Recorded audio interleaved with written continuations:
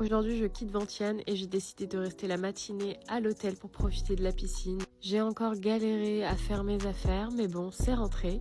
J'ai pris un taxi et je me suis rendu compte que vraiment la gare était très loin, donc ça valait pas trop le coup niveau tarif. J'ai le seum parce que là, c'est très naze. Je suis au milieu.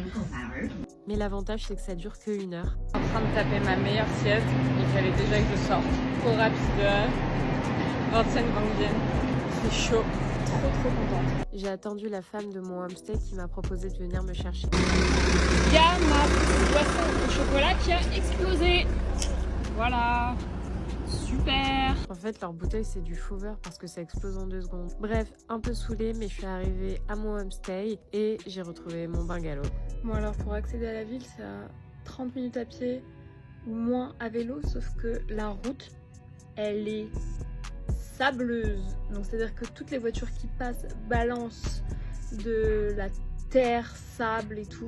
Donc en fait, si j'ai pas des lunettes et un masque, je vais crever. Donc ça va être une expérience. J'ai donc pris mon armure et je suis allée jusqu'au centre pour visiter un peu. Sur le chemin, les paysages étaient magnifiques. Par contre, j'ai dû traverser 2 ponts qui n'étaient pas du tout stables et j'avoue qu'à pied, j'avais peur, alors j'imagine même pas les gens en scooter dessus.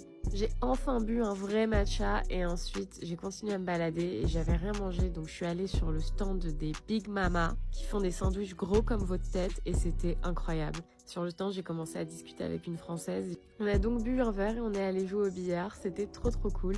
Ensuite, j'ai retrouvé 2 autres Françaises, on a dîné ensemble et on est allé dans un bar.